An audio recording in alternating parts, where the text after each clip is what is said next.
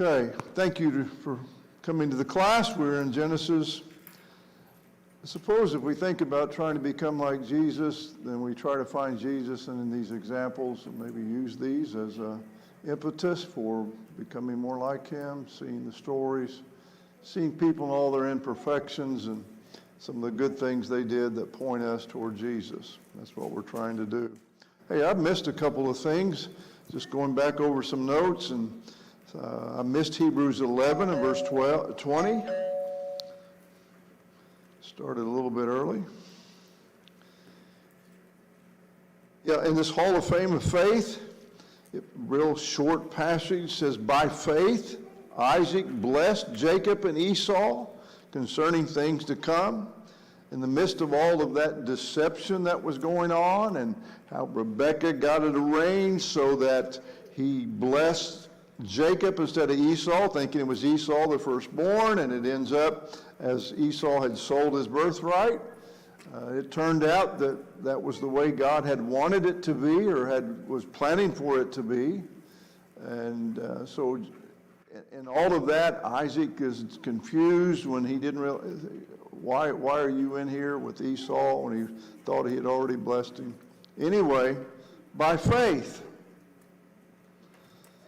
Isaac was doing what he believed his father wanted him to do.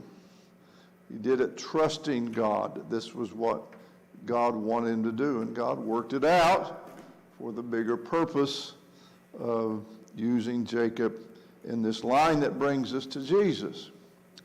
There's another one I wanted to show you, and I think I thought about it, but I just forgot about it when I came to putting some notes together. And back in chapter 28, in verse number 14, this is during the dream of Jacob's ladder.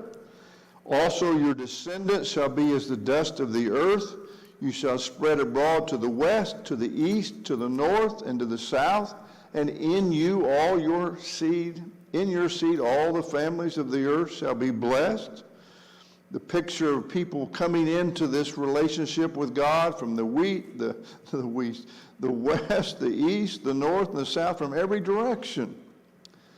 You know, Jesus used that picture in Matthew chapter 8 and verse 11, and Luke uses it well, a couple of different contexts.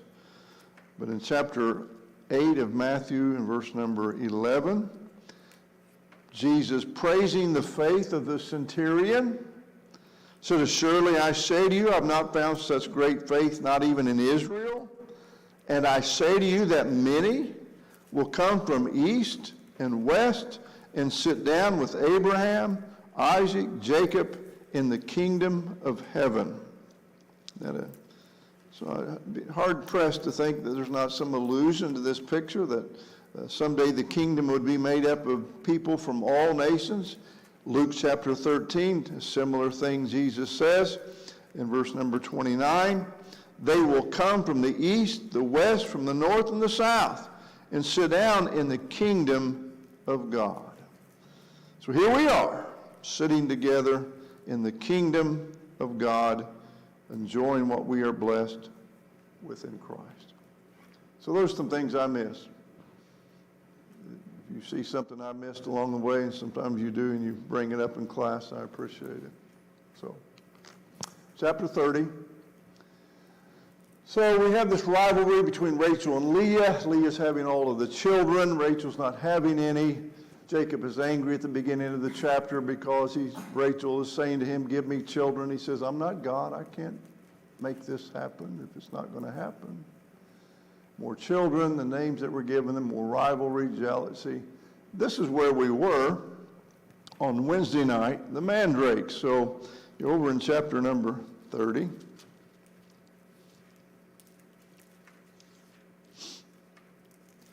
Reuben, the oldest, went in the days of the wheat harvest and found mandrakes in the field.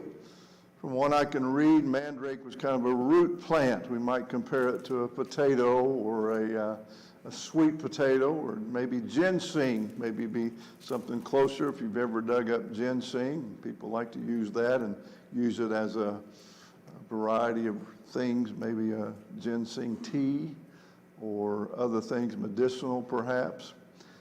mandrakes. He gathered these mandrakes, brought them to his mother Leah, and Rachel comes to Leah and says, please give me some of your mandrakes, your son's mandrakes. What in the world is that all about? Well, apparently, these were used as some kind of a fertility drug. And we go back far enough in history, the belief that this would help a woman be able to have children if she wasn't having children. So that's the little minimal research that I've done from what I've read. It is a word found in one other place, I believe one other, at least mandrakes, Song of Solomon, chapter 7 and verse 13. Of course, in that book, you have the intimacy of marriage that is described in places in that love story. So mandrakes finds its way in there, and the taking of the mandrakes. And so maybe it was just something that would create, encourage them to come together. So, number of things involved. So she demands these. Of course, Rachel's the one not having children. So she demands from Leah, give me your mandrakes. And she said to her, it is a small matter. Leah says to her, it's a small matter that you've taken away my husband. Again, what we looked at. Two women not working out well. Leah's not loved. She's not attached to Jacob. She wants to be attached to him. He's not attached to her. End of chapter 29. Rachel's the one he really loves, the one he wants to spend time with, the ones that he perhaps wished he could have children by her and is going to. So Rachel comes and demands from her these mandrakes, asks for these mandrakes. So you're going to take those away too? And Rachel says, therefore he will lie with you tonight for your son's mandrakes. I said the other day, and I don't guess I used this illustration. I didn't watch soap operas, but this makes soap operas that I heard about. They seem pretty mild. But again, what's God doing with us here? He stretched this, but it seems to me he's telling us this just doesn't work very well, and we've got people here doing things that are just unimaginable to us.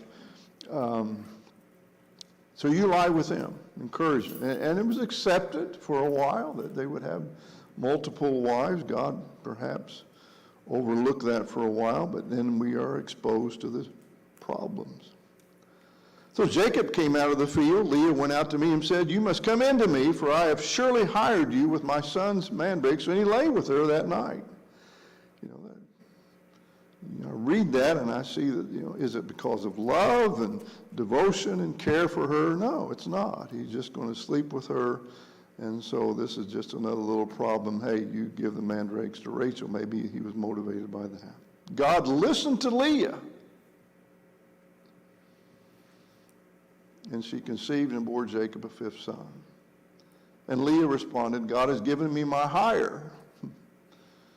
At this point, there's no relationship with Jacob. She is having his sons, and so she counts it as, well, I'm getting this from this relationship. These are my rewards, these boys, these children. This is how I'm being rewarded by God in a relationship with a man who doesn't love me. I think she loved her kids, loved these boys, and found it a blessing to have these children, even though she didn't have the relationship with her husband that she wanted. God has given me my hire because I've given my maid to my husband. So his name was Issachar, which means just that, for hire. Leah conceived again, bore Jacob a sixth son. God has endowed me with a good endowment. Now my husband will dwell with me. Again, she is longing for the affection of Jacob. And it's not there. Because I have borne him six sons, so she called his name Zebulun. So, Zebulun, now my husband will dwell with me. The picture is he will become more warmly attached to me, one commentator says. She has a daughter, Dinah, and we're going to find her in a very tragic situation in chapter 34. So Leah's had her children. Now guess what's going to happen? Rachel is going to have a son. And this son is Joseph. She called his name Joseph and said, "The Lord shall add to me another son." That's in addition to the ones that Jacob had by her handmaid. And it came to pass when Rachel had borne Joseph that Jacob said to Laban, "Send me away that I may go to my own country, place and my people and my country." So God remembered Joseph, remembered Rachel, listened to her, took away her reproach, and she now has a son. Any thoughts or comments about this relationship, Rachel, Leah, Jacob? So here's what you can do, and many of us thankful that we understand the will of God about marriage and children, and even with challenges, it's a blessing when we follow the Lord's will. All right? I think there's a little bit of legend given to each tribe, too. A little what? Legend? Yes. When we get to chapter 49, when Jacob blesses all of his sons, they seem to all have these different qualities, don't they? Characteristics that went along with them. Good point. So Jacob's ready to go home.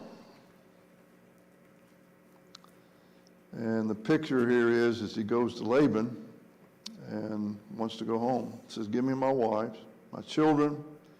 I've served you. Let me go, for I know you know my service which I've done for you." Well, Laban, like a father would do, please don't go yet. Please stay.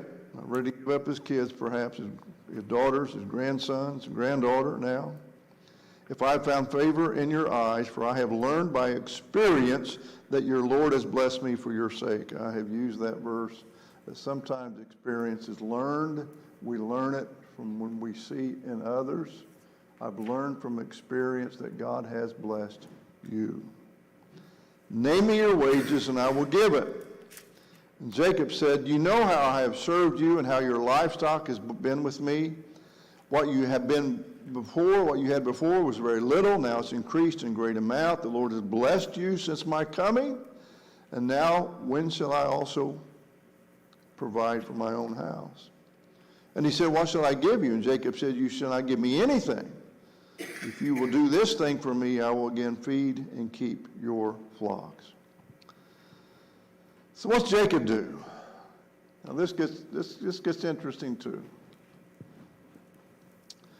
Before we draw all of the conclusions we could draw about what is about to happen and how Jacob handles the flocks, how it seems to be that he makes it so it looks like the ones that are increasing as he grows his own livestock in number, he's going to leave with them.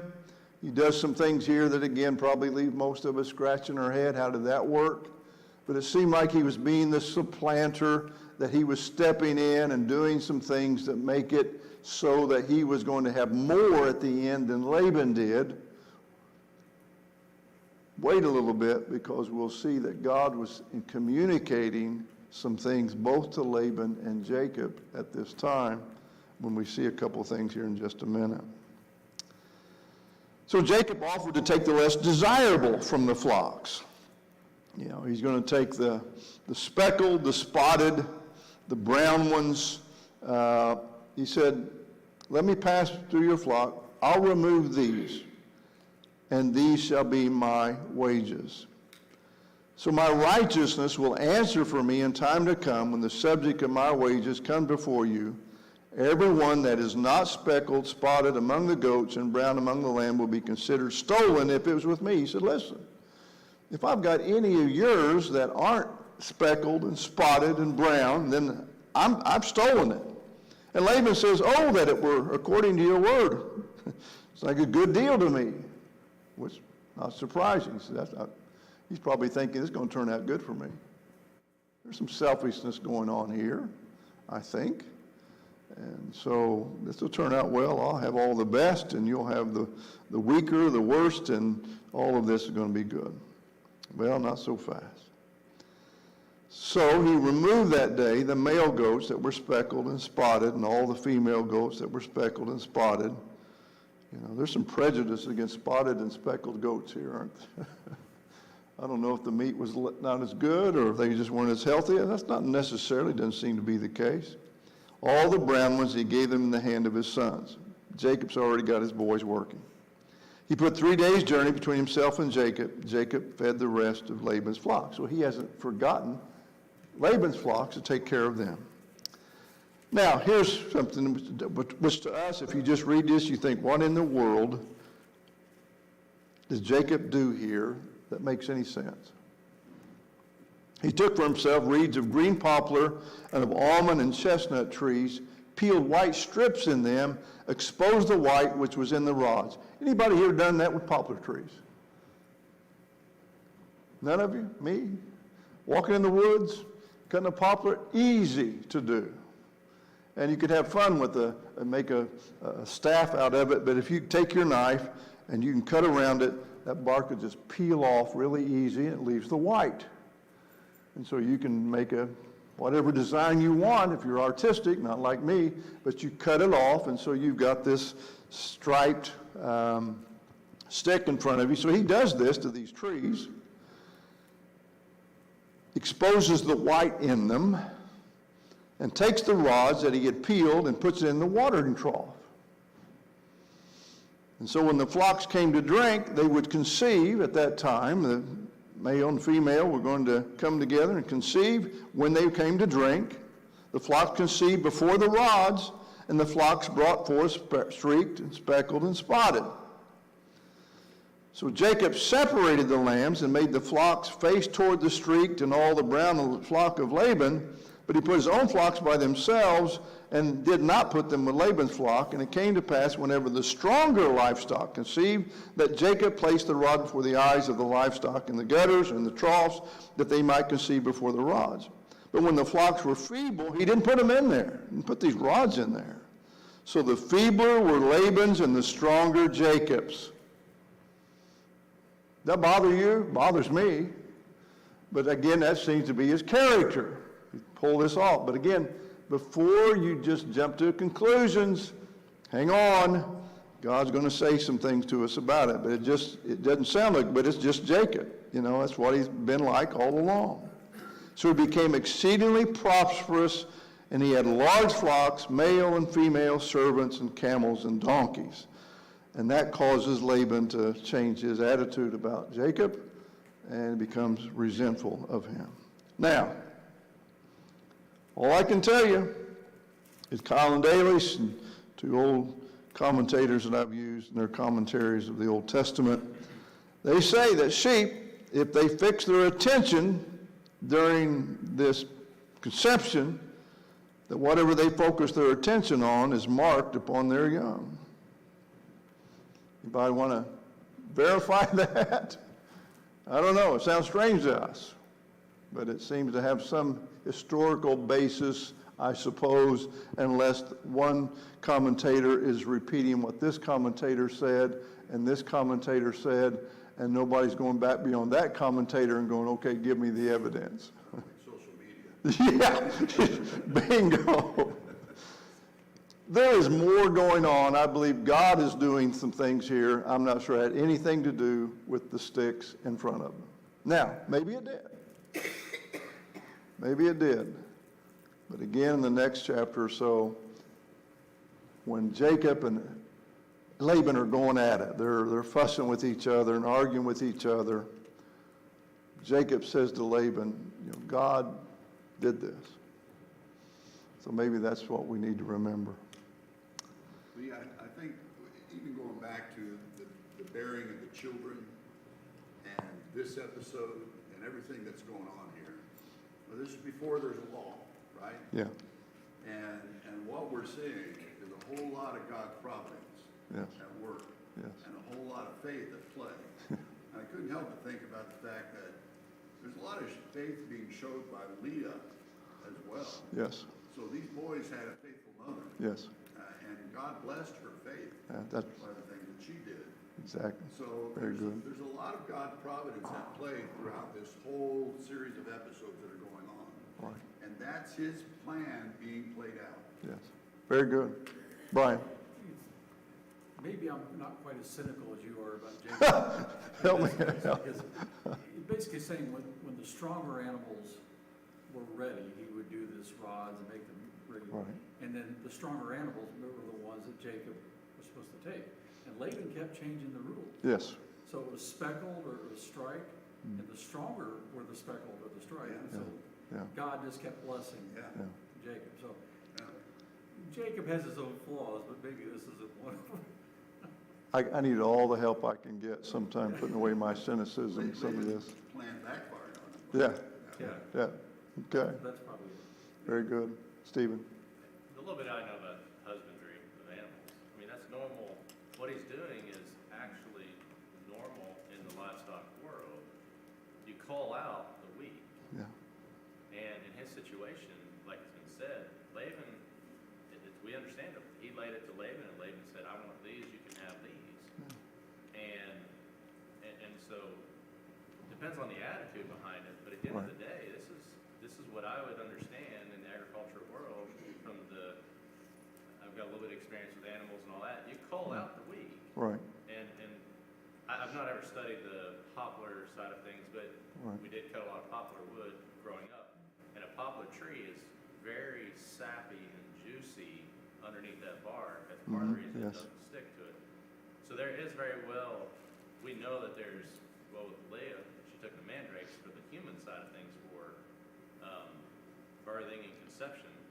There very well may be, and I may be speaking ignorance here, of poplar sap may do that for certain animals. so putting it in the water trough Yeah, and drinking it, it's not just the looking at it, but it's whatever that may have been coming, it's very appealing to animals too. Horses will chew Okay. on a poplar tree right, and chew the bark off. So there's something very attractive to that. They killed many on our property. Horses did kill many poplar trees. They would strip it 6, 8 feet tall is how they could reach. So there's something in that bark that's appealing to them, which probably gives them a better blood flow or something medically inside them that appeals to them. Horses will chew for their teeth, but they've chewed poplar trees 6, 8 feet tall. I've seen that. So there's this to me is a lot of good husbandry Right. in livestock. Yes, he probably has his own. There may be a day that he's like, well, we'll leave his over there for the day. But Laban also had his own men mingled in there, so Right. there was an element of, you know. no, very good, I'm less thinking it's selfish. I think it's probably he was taking more of the direction of I'm going to go ahead and do things on my own hand instead of letting the Lord take care of it. right, But then again, the Lord tells us to work Right. for ourselves, and our families need to be. We take care of our families first. right, So there's all these. I'm with Brian. Less okay. cynical about it. I'm wrong. Learn something today. Absolutely, love it, and I'm not surprised. So, chapter 31, Jacob's countenance is not favorable toward him as before. Literally means his face, his demeanor.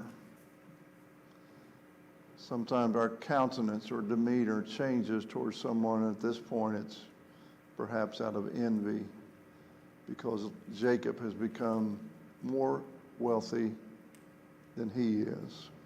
And Jacob knows that. The Lord said to Jacob, verse 3, return to the land of your fathers and to your kindred, and I will be with you. So God steps in and reassures Jacob, it's okay, I'm with you, go back home. That's where you belong. That's where this story is going to continue as you go back to your homeland and your people. Jacob comes to Rachel and Leah and says, here's what's been going on. And whether they knew it or not, he said, first of all, you see your father's countenance. He didn't like me anymore. Doesn't appear that he likes me anymore, jealous perhaps. He's not favorable toward me, but the God of my father has been with me. So that suggests he believes that whatever he had done, God had a part in making sure that he was taken care of. You know that with all my might have served your father. He has been here 20 years. 20 years. Even after he was given Rachel, worked 7 more years, and then he stayed 6 more years while they're having these kids. He's ready, God telling him to go home. Yet your father has deceived me and changed my wages 10 times, but God did not allow him to hurt me. Changed my wages 10 times. How many of you think that was an increase? Probably not. Whatever he did, he ends up making less than he used to be making. Or maybe if he changed it, it wasn't an increase in his salary. He said and 10's probably a figurative number. He just, so many times. He explains his wages. He changed it from speckle to streak.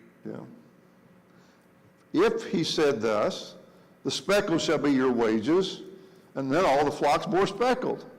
And if he said thus, the streak shall be your wages, then all the flocks bore streak. So God has taken away the livestock of your father and given them to me. So the picture is that he is saying God did this. And so that takes him off the hook a little bit maybe. So Laban keeps getting reversed on his wages. Yes. See, that's what Laban's upset about. Right. He keeps changing the wages. Right. And Jacob keeps profiting from it. Right. Right.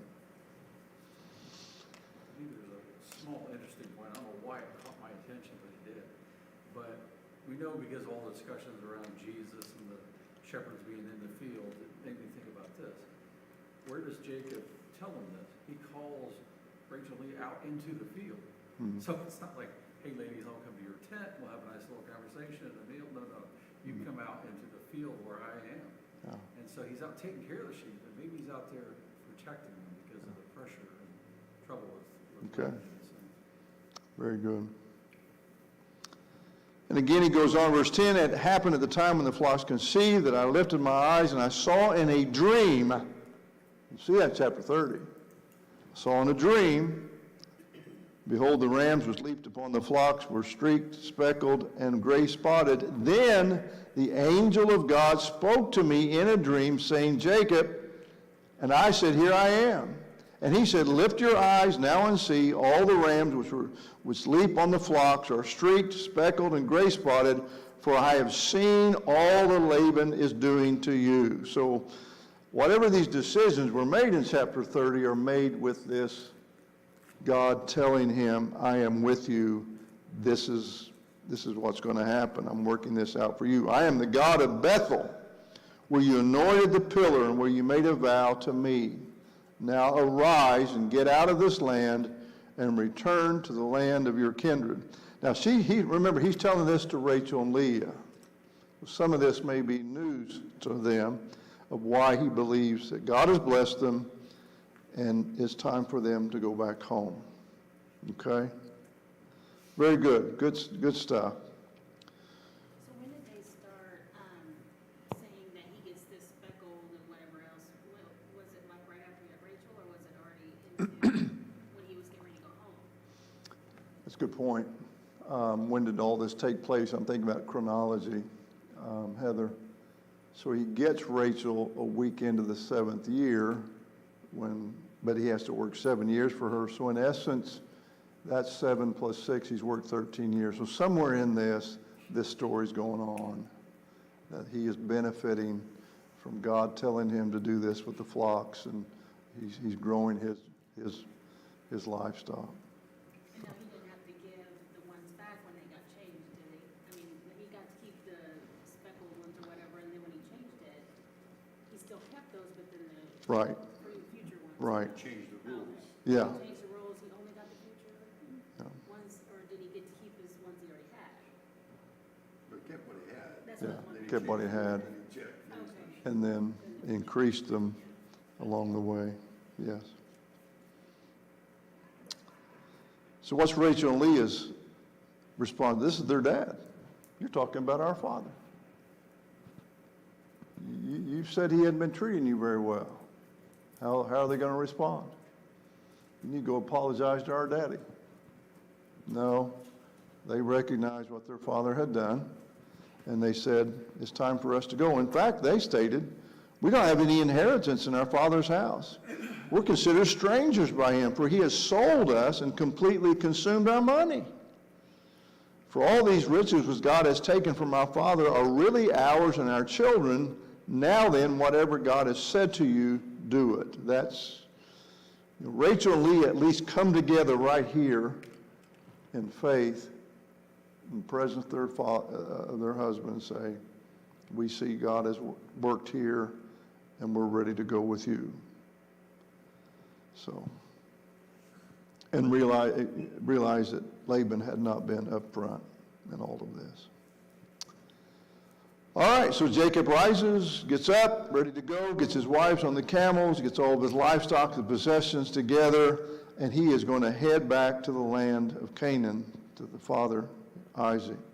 Laban had gone away for a little while to shear sheep. In the meantime, Rachel stole their household goods and idols. Come on, don't mess with me.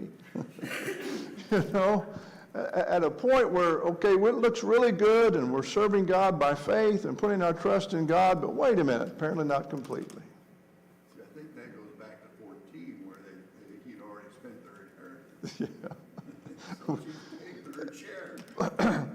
And maybe it's not to worship, maybe they're made out of gold or silver, they're going to take them somewhere and sell them. I don't know, that's what I want to think. Or do they still have some of that idolatry that their family brought with them from Ur of the Chaldeans? Because Joshua says that our fathers on the other side of the Euphrates were idol worshipers. We can stop here and talk about the problem of idol worship among God's people. And there were times where it seemed like they thought they could do this at the temple while still having their idols. They were okay with that and thought God was too. Sometimes God in his providence is working his plan out here in spite of some things, weaknesses, some faults that they may have had. So she packs them in her saddlebag, gets up on the camel and sits on top of the bag and they're going to head off. Jacob stole away. Laban doesn't know about it. Fled with all they had, he rose and crossed the river and headed toward the mountains of Gilead. So he's going back to his homeland. Laban hears about it, and he takes off after them. By the way, Gilead is east of the Jordan River. So I have a map up here, but you got the river, west is Jerusalem over the Mediterranean, but east of that is the land of Gilead. So that's where Jacob is headed. Laban hears about it. He goes after them. It takes him 7 days to catch up. In the meantime, God had appeared to Laban in a dream and said, you be careful how you treat Jacob. So God's communicating to Laban too in this patriarchal age, be careful that you speak to Jacob neither good nor bad. Overtakes him. And now we've got a face-to-face confrontation between a son-in-law and a father-in-law. Laban said to Jacob, what have you done? You stole away unknown to me, carried away my daughters like captives, taken with the sword, like kidnapped them. Why did you flee away from me secretly and steal away from me? Why didn't you tell me?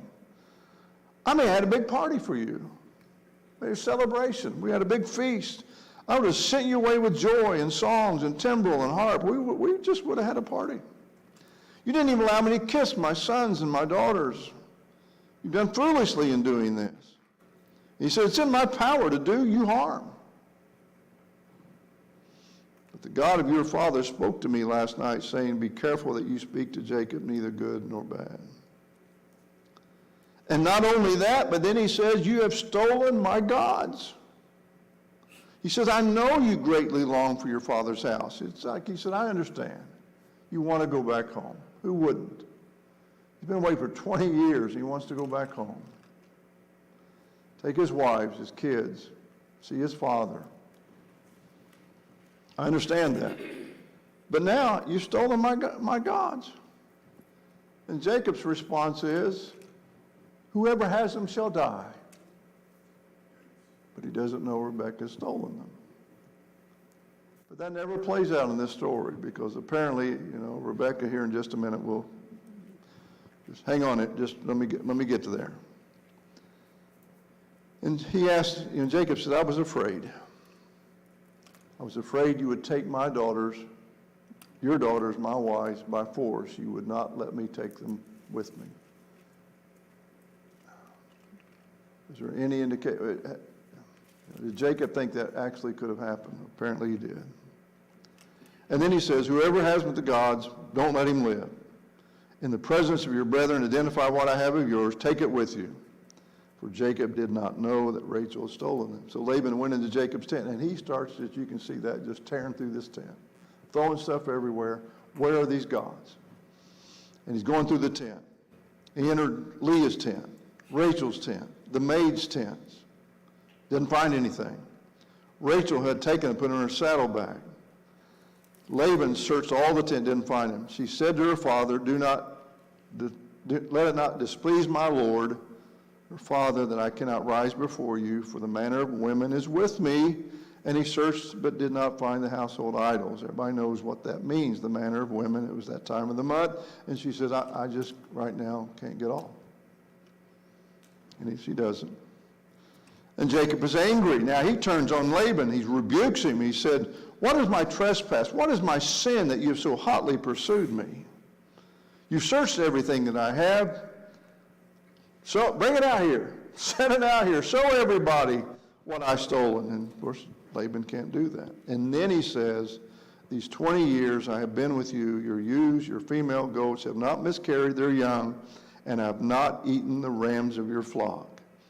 That which was torn by beasts, I didn't bring it to you. I bore the loss of it. You required it from my hand, whether stolen by day or stolen by night. Someone says he had to pay for it. So you can understand Jacob's frustration for working for Laban all this time. He said, there I was in the day, the drought consumed me, frost by night, my sleep departed from my eyes. I've been in your house 20 years. I've served you 14 years for your 2 wives, and 6 years for your flock, and you've changed my wages 10 times. Unless the God of my father, the God of Abraham, the fear of Isaac, had been with me, surely now you would have sent me away empty-handed. God has seen my affliction and the labor of my hands and rebuked you last night. Some of us were talking in this men's study about courage, and sometimes that courage to have some confrontation. Well, there's 2 men here being men and confronting one another with the faults that you did this to me and we need to settle this. Now, this is going to apparently end better than you can imagine. But that's what's going on.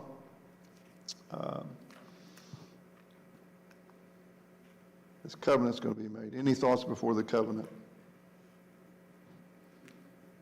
So Laban, some have even suggested that perhaps the words of his son-in-law pricked his heart. Pretty stern words, but they pricked his heart and said, okay, let's make a covenant with each other. Let's be at peace with each other. Yes, Chris. I question whether Laban would have even pursued had the idols not been taken. I don't know. Right. It feels like that's what he's most upset. He knew he was losing. He knew the family was leaving. Right. Right. It's home. So right? what would that say about Laban? Yeah. I don't know. No, it's a good point. Good question. So let's make a covenant. So they set up a stone as a pillar, made a table out of stones, and they had this feast together. And Jacob called it Gilead. And I'm not even going to try to pronounce this other one. Go at it if you'd like to. That Laban called it Jegar Sahadathah. That's that's one time. And Jacob called it Gilead. That is, one is Syrian. Laban is saying in the Syriac. Jacob is saying in Hebrew. They both mean the same thing. It means a heap of testimony. Here's a testimony. Here's a witness. These stones that we've set up, this pillar we've set up, this is a witness that we have come together and have made an agreement. He even calls it Mizpah.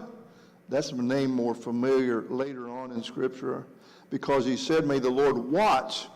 The Lord is watching, listening to the covenant being made between you and me when we are absent from one another. So this is a serious commitment. He says, if you afflict my daughters, or if you take other wives beside my daughters, although no man is with us, see, God is witness between you and me. And Laban said to Jacob, here is this heap, and here is this pillar, which I have placed between you and me. And time flies, you're going to have a good time. I really was going to get through 2 more chapters. Mike, you're going to have to really hurry. Mike's going to teach the Bible class the next Wednesday night and Sunday in my absence, and I've told him that he needs to do about 3 chapters each. He's got to do better than I've been doing. So, what happens? They offer a sacrifice. Jacob makes a promise.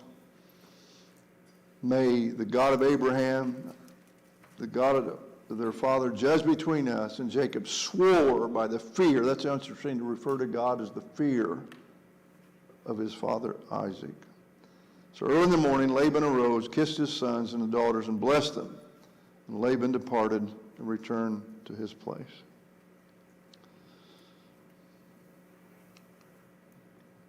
Neither would pass that pillar to do harm to the other. Again, a promise that they would not hurt one another, each other's families. All right, chapter 32. Yes? I think it's interesting, the 2 great deceivers were deceived by the daughter of one of the great deceivers. I never figured it out. I guess maybe. Who influenced who? Was this her own character? I don't know, but she was raised in this environment. Okay, that's good. And then, one thing I thought was interesting is that you see Rachel with these idols, and then you don't see mention of them again. Yeah. So I wonder if she just got rid of them quietly. Oh. And how do you write a Campbell without hearing the jingling? Okay, very good. I was wondering about verse 53. Yes, sir. Is this the same God, the God of Abraham, the God of Nahor, and the God of their father judge between us? That Because little, we find Joshua talks about Abraham's family oh, worship other gods. right, And we have Laban, yes, who has these idols. right. So are they committing to Laban's gods as well as Abraham's God? Hmm. I raised that question. Okay. Nahor, of course, is Abraham's,